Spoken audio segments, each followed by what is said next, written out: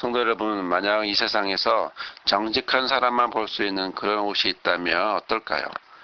이런 옷은 안델센의 동화 벌거벗은 임금님에 나오는 옷입니다. 그 이야기 속에 많은 사람들은 정직한 사람만 볼 수 있다라고 하는 재봉사의 말 한마디에 모두가 정직해 보이기 위해서 정말 아름다운 옷을 입으셨군요 하고 거짓말을 합니다.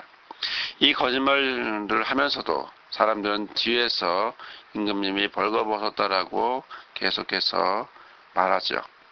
결국 국민 모두가 거짓말하는 나라가 되었습니다. 하지만 한 어린이만 정직하였습니다. 남들이 가는 길을 거절하고 홀로 바른 길을 가려 했습니다. 만약 여러분이 이 상황이라면, 여러분의 자녀가 그렇게 소리쳤다면 여러분은 어떻게 하시겠습니까? 입을 막으시겠습니까? 바른 말을 했다고 혼내시겠습니까? 아니면 더욱 당당히 말할 수 있도록 도와주시겠습니까? 그러나 실상은 전자에 더 가깝지 않을까 싶습니다. 사실 우리도 이런 시대를 살았었습니다. 바른 말하면 잡혀가는 그런 시대를 살았었죠. 보통 부모님들은 자기 자녀들에게 길을 제시합니다. 이 길을 가는 게 좋아. 내가 살아보니까 이 길이 좋아.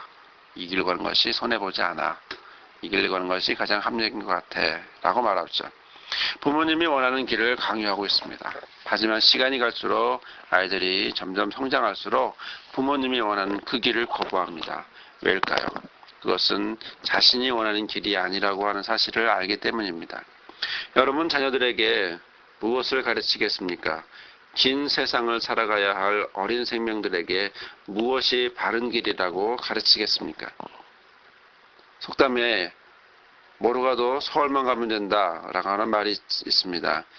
이 말은 너무나 잘 알고 있다시피 어떤 수단과 방법을 쓰든지 목적만 이루면 된다라고 하는 의미입니다.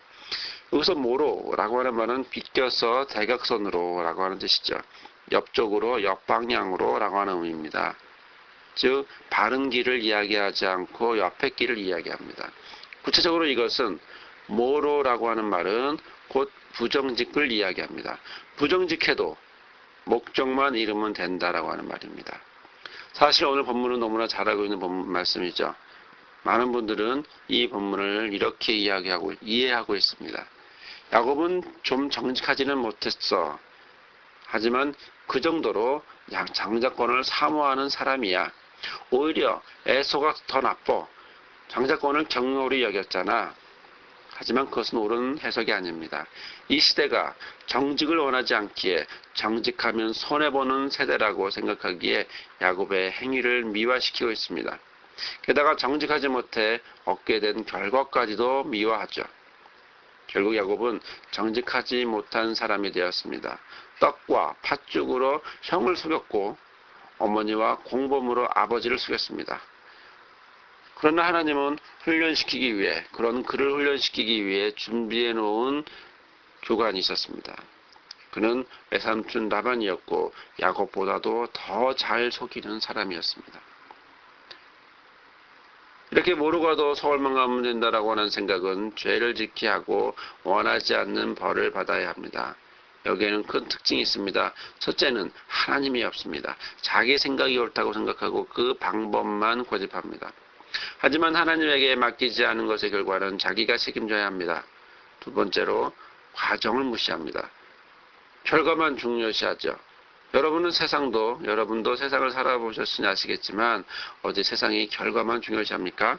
그렇지 않지 않습니까? 길게 볼 때 결국엔 끝까지 성실한 사람만이 나중에 인정을 받는 그런 세대가 아닙니까? 그렇다면 우리는 이 시간 깊이 묵상해 보아야 합니다. 다음 세대에게 무엇을 주어야 할지 생각해 보아야 합니다. 어제 우리는 어린 생명을 주 안에서 인정하기를 기도했습니다.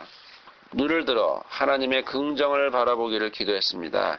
이제 우리가 주어야 할 것은 무엇일까요? 우리가 가르쳐야 될 것은 무엇일까요? 그것은 바로 정직입니다. 하나님 안에서 행하는 정직이죠. 다행히도 야곱의 다음 세대에는 정직한 자가 한 명 있었습니다. 하나님은 바로 그 사람을 사용하셨습니다. 17살에 미리 이집트로 유학을 보내셨고 거기서 하나님 안에서 자수성가한 모습으로 보이게 하셨습니다. 그리고 후에 모든 가족을 인도하셨고 하나님의 계획대로 민족을 이룰 준비를 시켜놓으셨습니다. 여러분, 하나님은 누구를 사용하시나요? 그렇습니다. 정직한 자를 사용하십니다. 만약 야곱이 이집트에 있었다면 보디발의 아내가 유혹할 때 그때 요셉처럼 강직하게 거절했을까요? 아니죠. 그냥 첫날 밤에 첫날 그 말을 들었을 것입니다. 왜 그러냐면 그는 그것이 좋은 길이라고 모르가도 서울만 가면 된다고 생각했을 것입니다. 그 사실을 알고 있는 하나님은 야곱을 이집트에 130살에 보내셨습니다. 하지만 강직한 요셉은 17살에 보내셨습니다. 결국 우리 시대는 바로 우리에게 주어진 숙제는 다음 시대를 향한 정직을 심는 것입니다.